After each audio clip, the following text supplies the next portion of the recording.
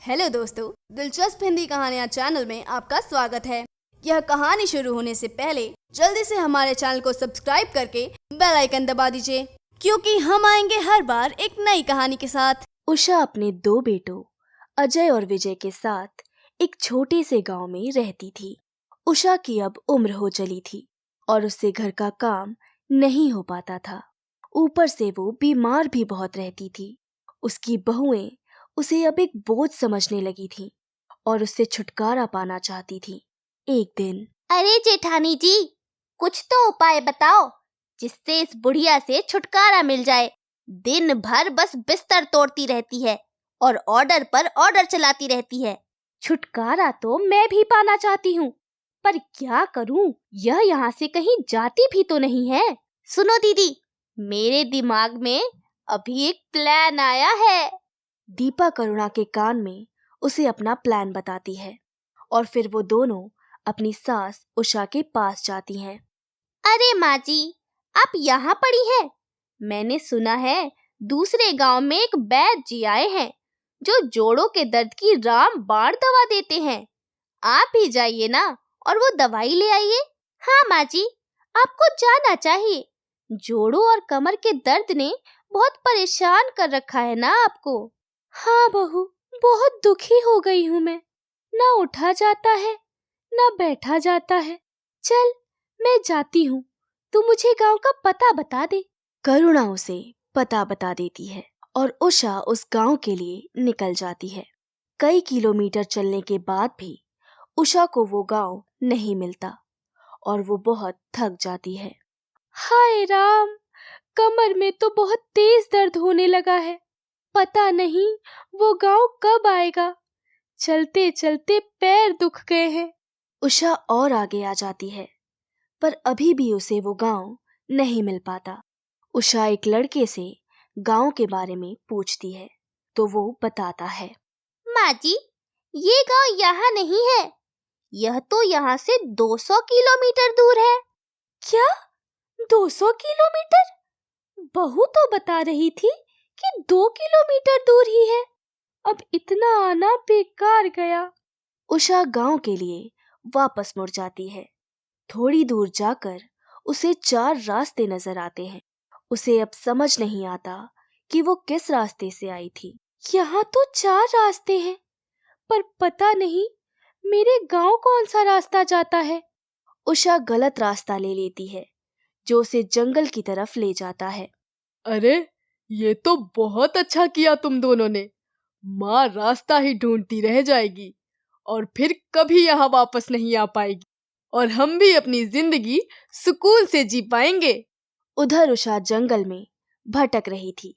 तभी उसे एक घायल गाय नजर आती है जिसके शरीर पर कई कांटे लगे हुए थे और उसके शरीर से खून निकल रहा था।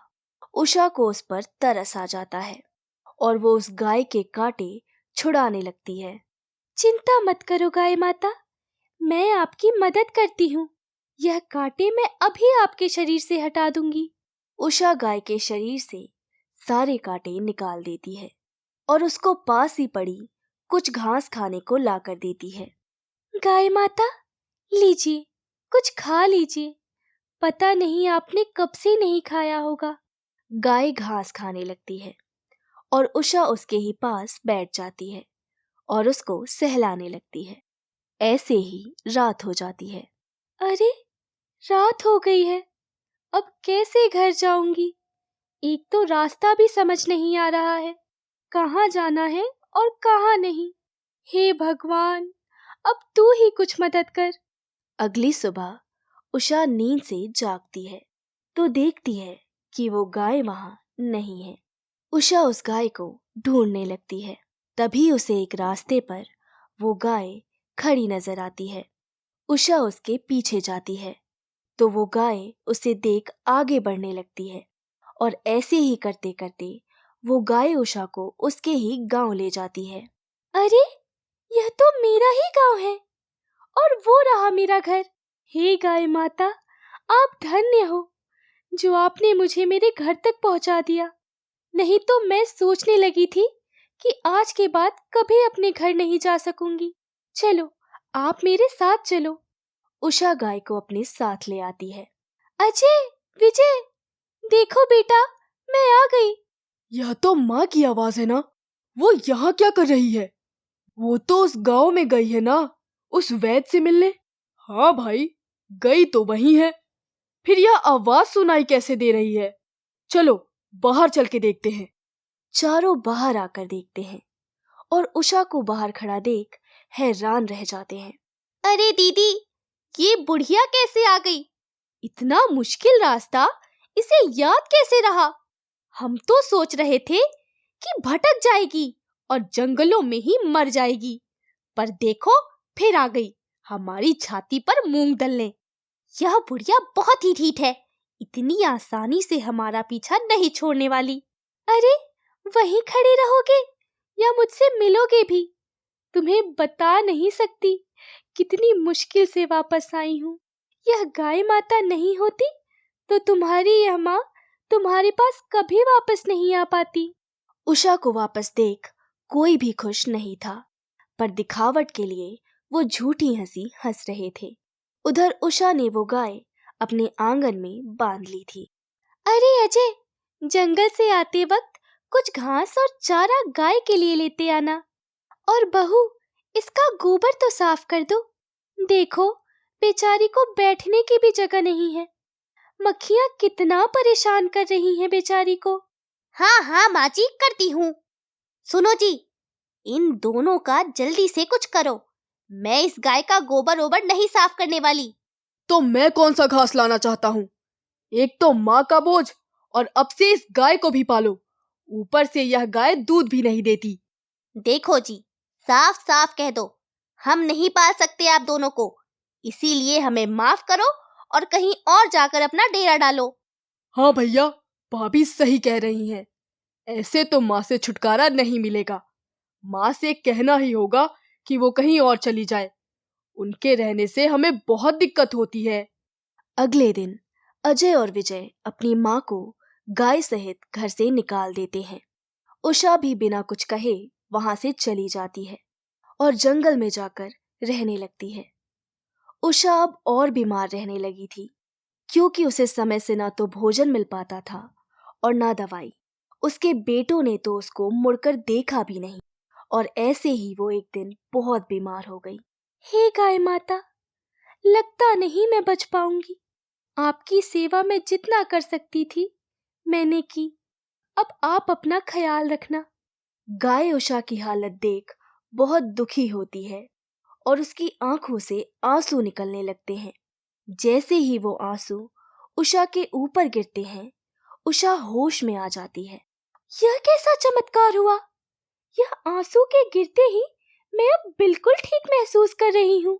ऐसा लग ही नहीं रहा कि कभी मेरे शरीर में कोई परेशानी थी। हे गाय माता, यह कैसा चमत्कार है?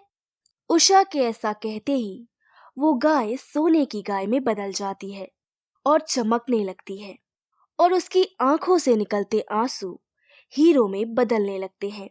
यह देख उषा हैरान रह जाती है। उषा, मैं एक जादुई सोने की गाय हूँ।